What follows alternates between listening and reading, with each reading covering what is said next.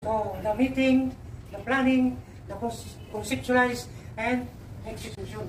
The Gateway 2 parking are showing in the available slot displayed and seen in the road. Mamaya papakita ko yung slides. General Aguinaldo Avenue. Then PA Pabiano casing the area.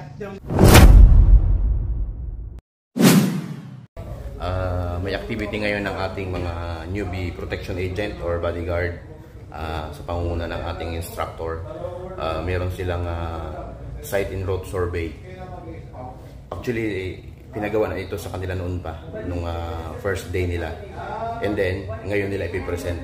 So, halika, tingnan natin kung paano mag-present ang ating mga newbie protection agent ng kanilang site in road survey.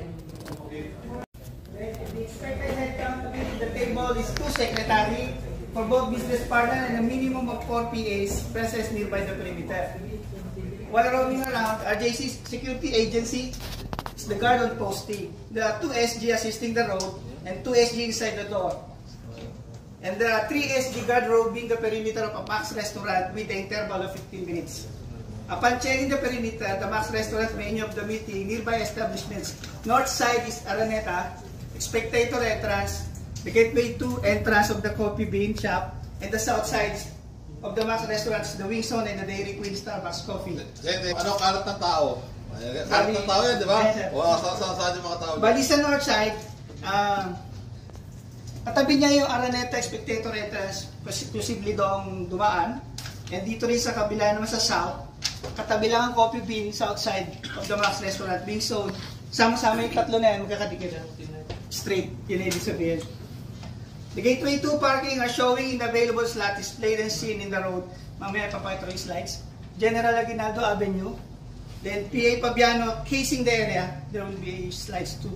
For 10 minutes and advanced steady posting on site in the perimeter at least 800 hours. Max Restaurant employee also. They are an assistant cook inside of the Max Restaurant. Okay, sino papasok sa loob ng restaurant kasama ng PA? Sino siya?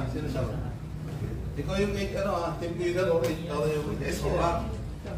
Usually yan lang authorized na pumasok sa PA. The rest, sa perimeter, Ngayon, dapat yan, hindi ka mawawala sa panangin ng PA. Ayos talaga. Pag mga ganyang senaryo, mga ganyang subject, hindi dapat yan pinapalagpas dahil yan po ay napaka-importante sa ating mga protection agent. Yan.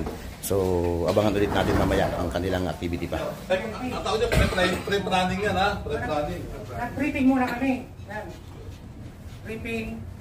So, the meeting, the planning, the conceptualize, and execution. Yan. Okay. O yan.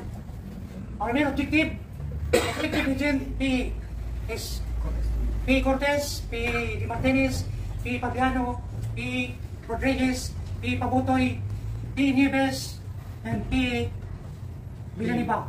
Is responsible ahead of time. As a PA of a VIP, Rubio Sierra, we recognize the potential threat that roaming around the vicinity, especially human threat.